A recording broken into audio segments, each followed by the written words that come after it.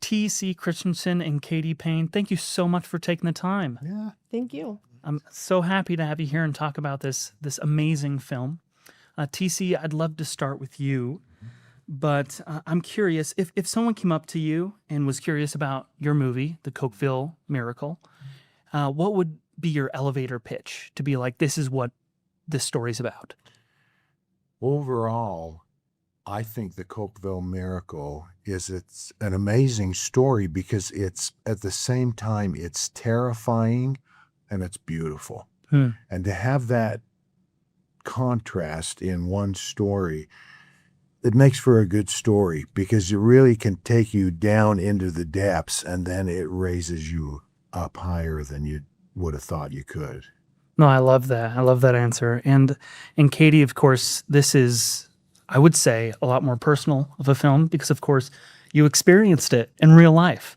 Yeah. So what was it like, in part, sharing your story? It was terrifying and beautiful. Stealing TC's words. I didn't realize what the film would do for me. Because as a child, as you sit in that room in the terror, then as an adult, you go back and you relive that and you watch it from the outside looking in, creates beautiful moments, and you witness the miracle that it was in your life. Now, what do you primarily remember in that day? Do you remember just pieces? Because, of course, you were a kid at the time. Or in watching the film, were you like, okay, no, I remember every part of this movie sort of deal? Every part of really? the afternoon, yeah. Really? When you experience something like that, it's in your memory. You remember every small detail. And, of course, this event happened early in your life. Would you say you carry a lot of that into later life? Absolutely. What was that like, having such a pivotal moment in your life elevated to like a film medium? What was that like?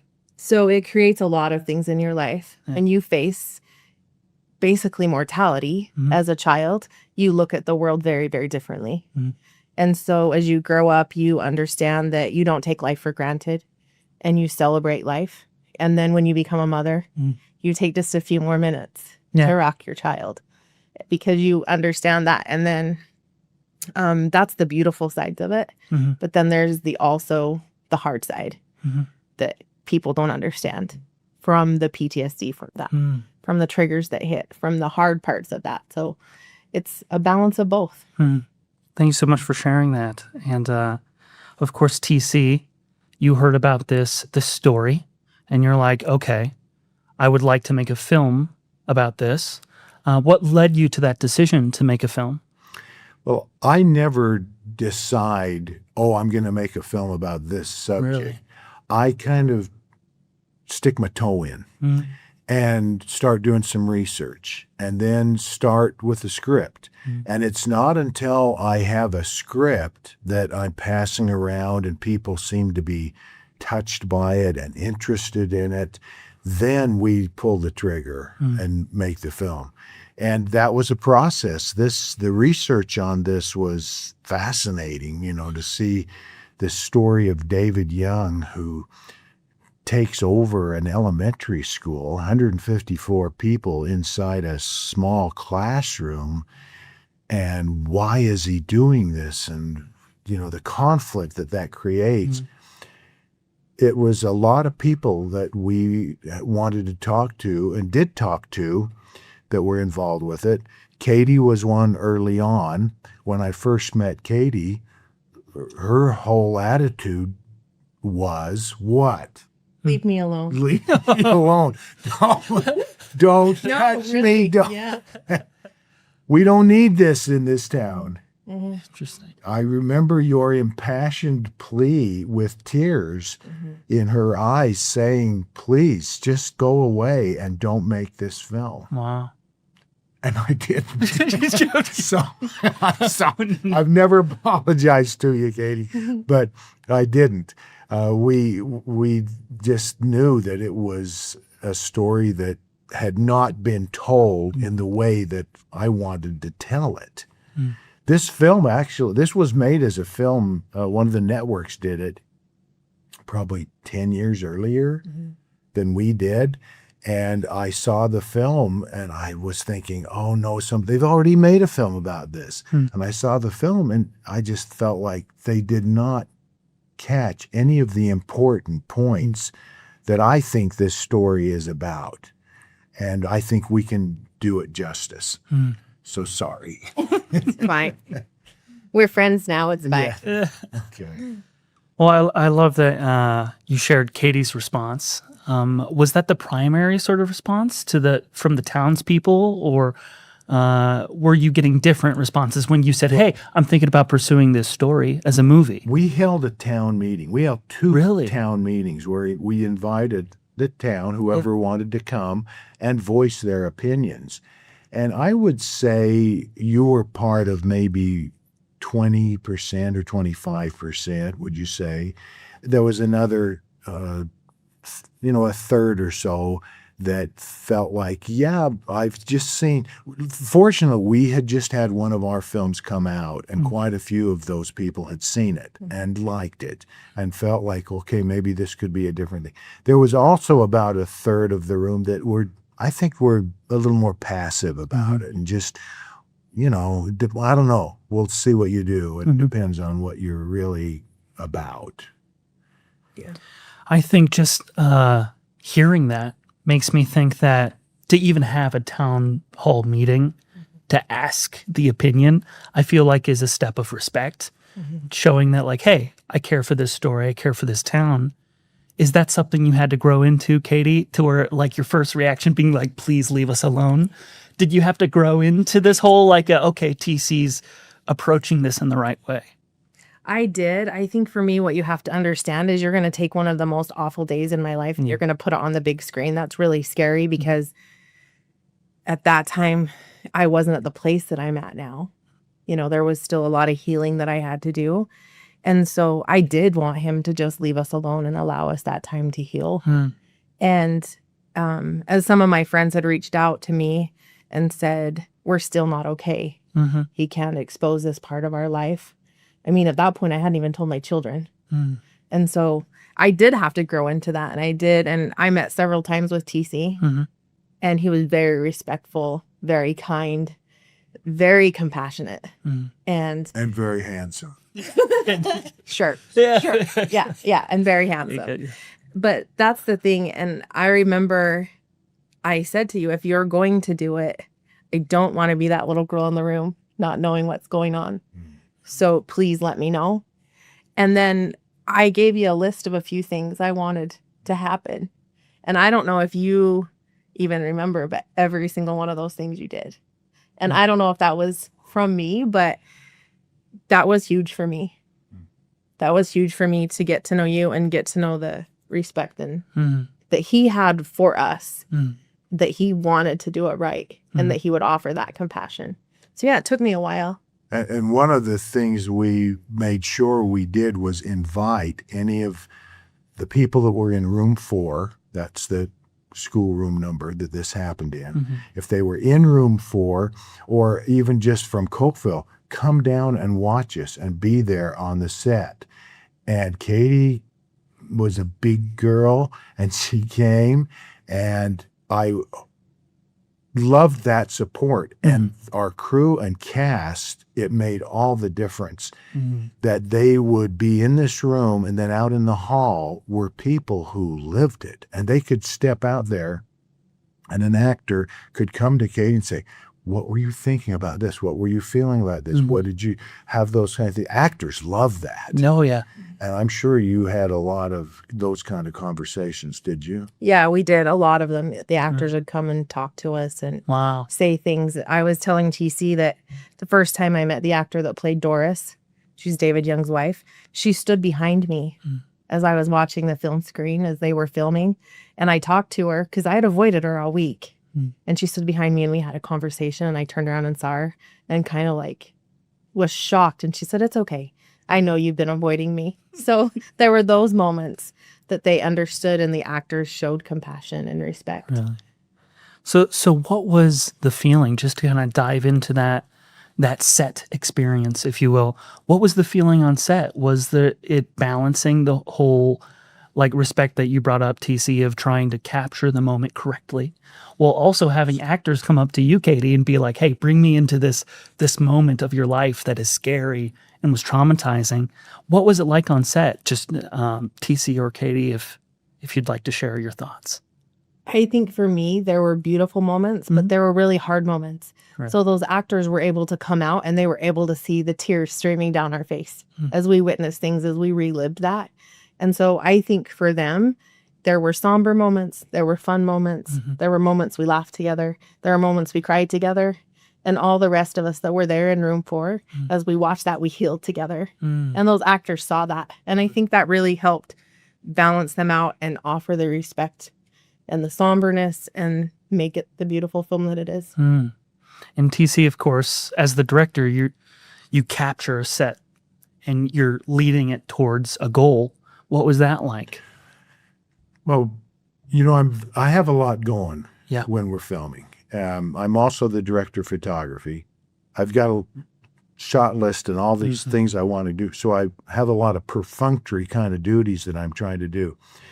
But one of the things I wanted to make sure we did was involve the townspeople, not just have them there watching us, but we did one scene in particular where the people of Cokeville have heard that there's a crazy man in their elementary holding their kids, and they rush to the school. Well, all of the people that in the movie that do, they're not actors.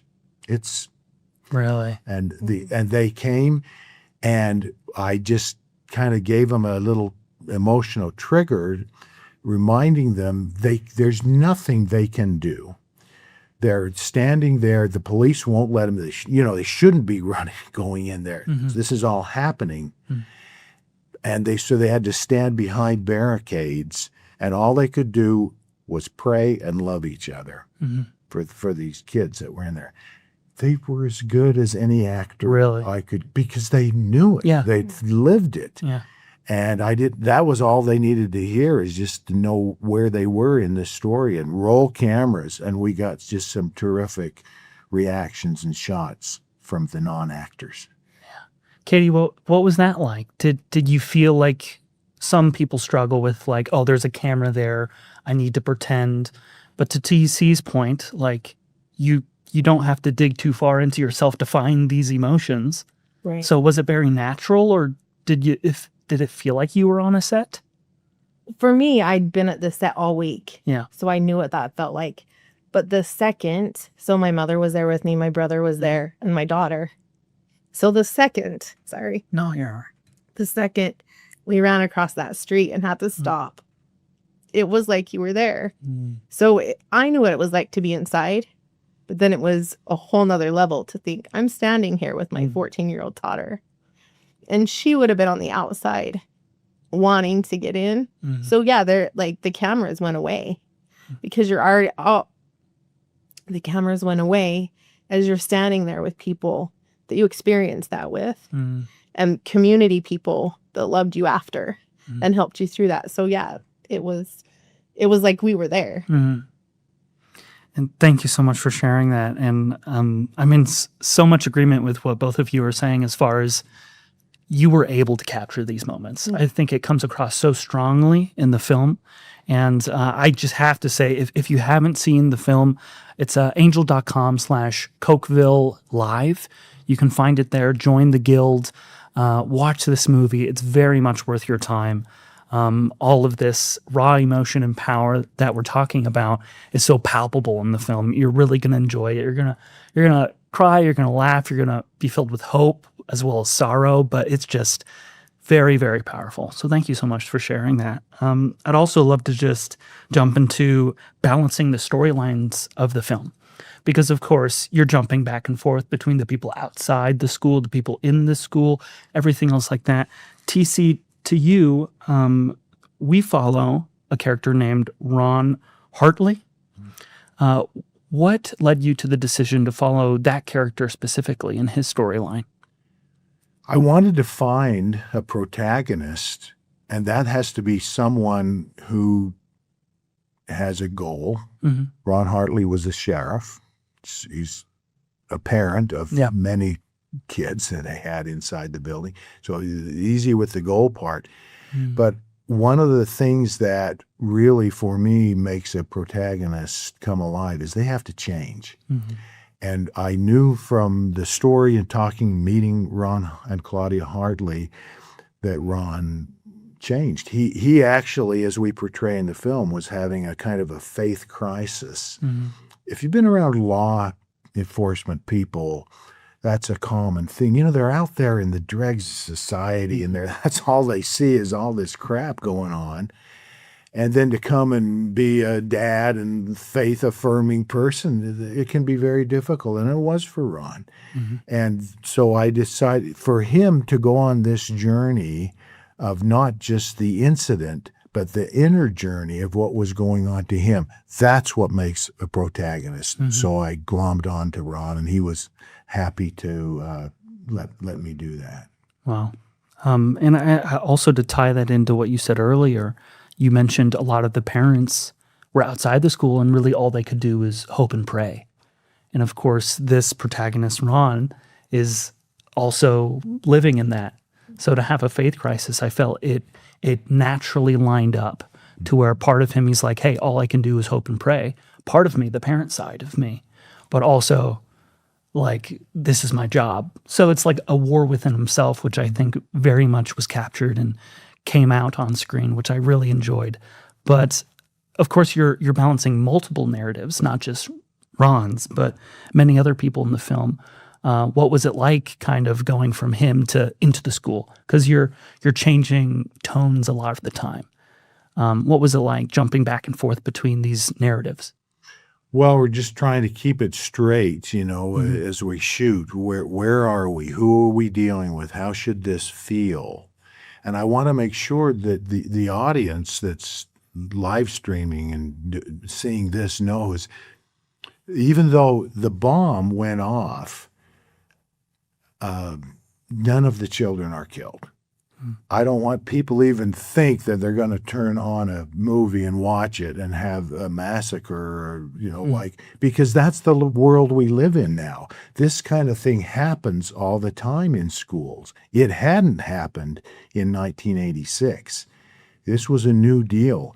And it was the first time that an incident at all like this happened, and it was being broadcast live. So people could turn on their televisions and being told, the kids, 154 in there, 130 of them are kids, and then and it's happening right now. And as that happened, a lot of these people are watching television, we find from research and later, bowed their heads and prayed for those kids. And it was happening live. So this is a real thing that they can pray for in the moment. And it worked. No, thank you so much, TC. I love the verbiage of saying it's a miracle, because I think it's very obvious to Katie. What was it like in that room with the bomb going off and everything like that? At the moment, would you have been like, oh, this is a miracle? Or take us into that room for a moment. So as a 7-year-old child in the first grade, obviously when somebody says you can't go home and you have to stay here in this room with me, you don't understand a lot of things until he explains what the bomb is and that, you know, you're not going home. So it's terrifying. And so then you spend a couple hours there and it's still scary.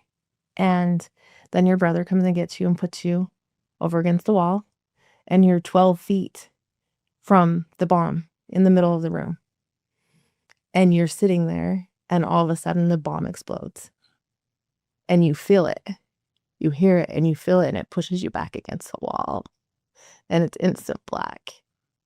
And it's terrifying because you don't know. At that point, you don't know where you are.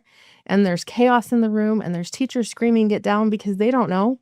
Because we've been told that that bomb will level a city block. So in that moment, to feel that and to feel the pressure from that explosion was incredible. It's a feeling I can't explain to you. Thank you so much for sharing that. I love that. And so the movie is made. Katie, I'd love to talk to you and ask you, what was that first experience watching the film like? Can you bring us into that moment? Yeah. TC said, come down and we're going to do, was it an editor's cut or Yeah, it something? was an early Basically, cut of an the- early cut. And there were other survivors there. Mm. Ron Hartley and his wife were there. My husband went with me. Mm. And we went in and we watched it. There weren't any special effects at that time. Mhm. No like extra sound. And we watched it and we sat there. And then one of the other survivors, that's what we call ourselves, said, let's go get ice cream. So we went and sat at Baskin Robbins, I think, and chatted for a minute because at that point we'd all reconnected and we were friends and we had ice cream. And then I got in my car. And at this point, it's like 2 hours after. My husband hasn't said one thing. And I said, let's go. So we get in the car and we start to drive home. And we had drove for probably an hour and a half. Mm. And I looked at my husband and I said, well, what do you think? And he looked at me and he said, I just learned more about you than I have ever before being married to you. Mm-hmm. He said, I understand who you are now and I understand what you do. Mm. And so as hard as it was to see those, we'd been on the film set. We'd listened to we were there to script reading, kind of knew what it was going to be. But seeing it for the first time was another level of this is facing us right in the face. Mm-hmm. And so that for me was a huge blessing that my husband could look at me and say, I understand more about you now. Mm. And so that's the beautiful part. Yeah. Like, I just experienced this with you. I just shared part of my life with you about parts I've never been able to talk about because it was too hard. And now I don't have to. Mm-hmm. I can say, if you want to understand me, here you go, watch this film. I love that. And to talk about the beautiful aspect of it all, the film is titled The Cokeville Miracle. And TC, to your earlier point, like, this isn't a film that people should go into be like, we're going to see this. We're going to see this miracle is what they're going to see. So what was it like trying to capture? I know you mentioned earlier they had made one of the television networks kind of strip the story. Did they strip the story of the miracle? Oh, yeah. Why did you feel it was so important to enter this story and to really highlight and showcase like the spiritual miracle side of this, TC? Well, I think when the Savior had healed the 10 lepers and one came back and thanked him, and he said, where's the other 9? That indicates that gratitude and recognizing a miracle means something to God, and I think it should mean something to us.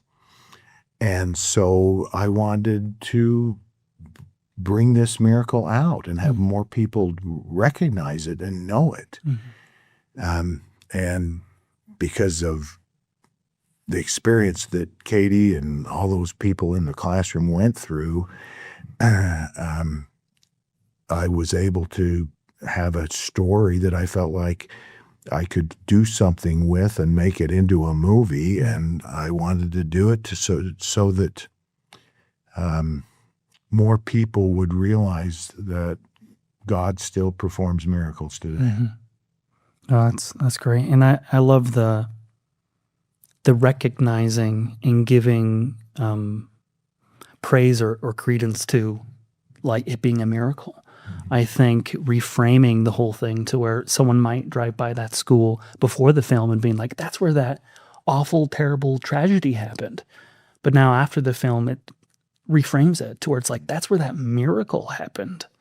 Do you, Katie, do you feel like the film was something to where it helped you view the experience in a different light to where it really brought out the miracle side of it? Or do you feel the film helped you in that way?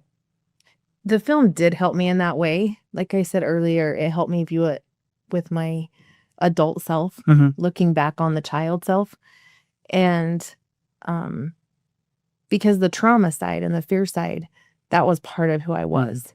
That was part of that. And when you look at that through different eyes, when you see what should have happened. I remember when you interviewed the bomb technician. Mhm. And I listened to him. I was still there at the town meeting. And he explained some of that to me about the amount of heat that would have been there and what the bomb, when it detonated, should have done. That was huge for me to realize, yeah, there is absolutely no explanation. We've been told that our whole lives. But when you're told it all the time and you're not an adult, it just feels like I've heard that before.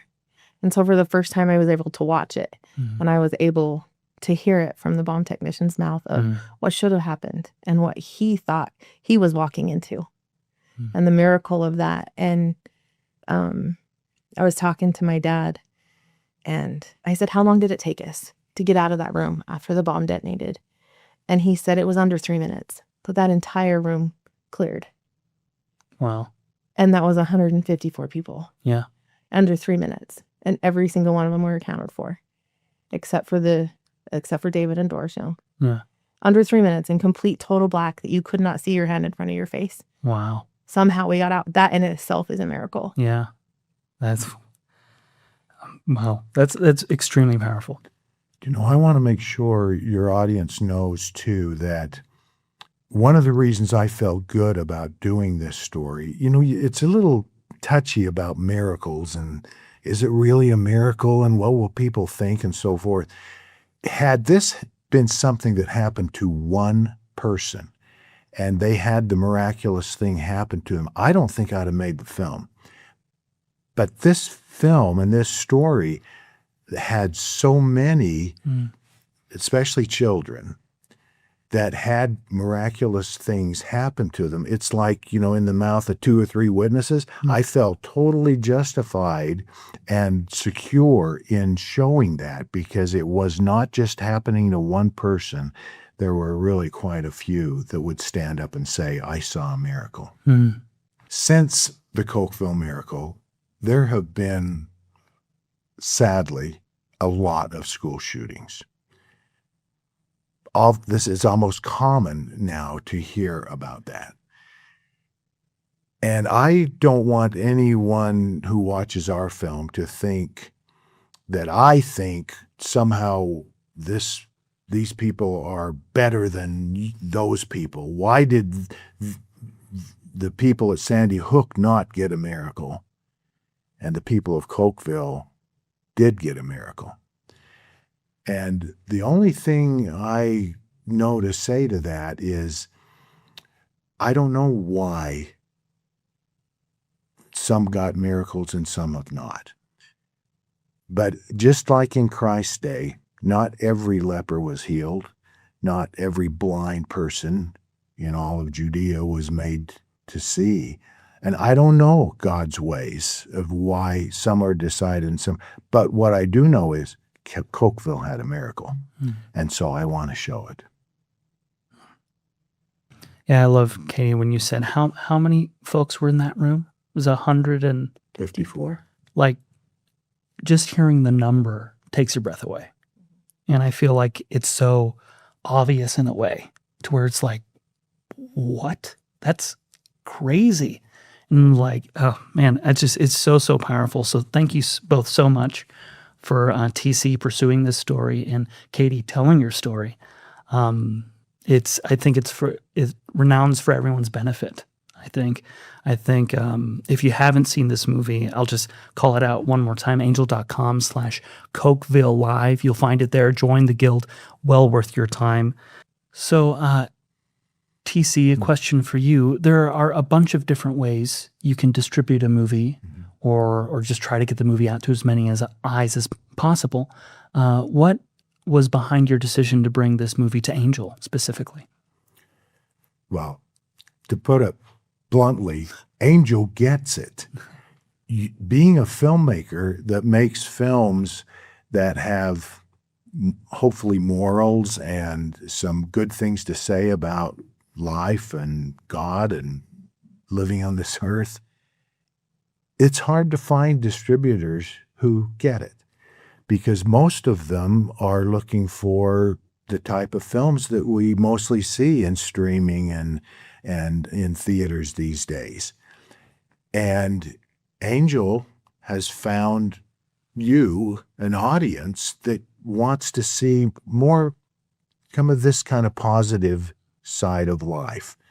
And so as Angel has started to be successful in making that happen, boy, I want to hitch my wagon right there with Angels because they get it.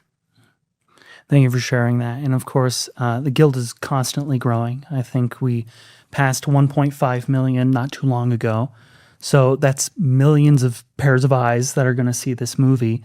I'd love to ask you both, say someone sits down with their family to watch this movie. They don't know much about it. They hit play at those credits, the end credits. What would you like that family or that person who decided to watch this movie, what would you like them to take away after viewing? That miracles are real and that they happen every single day, even the little ones. And the biggest miracle is that we got to live and we got to have families and we got to celebrate every single day. And that to me is the miracle, that every single day there are small miracles and glimmers in your life. If you just recognize them and acknowledge them, you'll notice the miracles and the beautiful things in life. And that's what I feel like this film does, is it teaches us the beauty that comes from something that was horrific. TC? I hope a family seeing this film will realize it will be more impressed upon them the power of prayer, and that really prayer is something that God expects us to do, and that we should communicate to God our desires and our problems and our needs. And that's really what the people of Cokeville did. There were little pockets of prayer going on all through that school while it was under siege. And then all of the town people and then through television across the country and in some ways even across the world. And it worked. And I think that's a positive thing to know and realize, and that people should be wanting to teach their children to pray and to pray with them. Well, thank you both so much for taking the time to sit down and chat about this film. Before we close out, I would love to just say one more time, if you're not convinced to see the movie after watching this interview, wow, but please go to angel.com/Cokeville Live. You can find it there. If you're not a member of the Guild, just go there, sign up for the Guild. Not only will you get this amazing movie, but there are thousands upon thousands of other movies you can watch after you watch Cokeville Miracle, of course. So go ahead, watch it there. It's well worth your time. Thank you so much, and have a good night.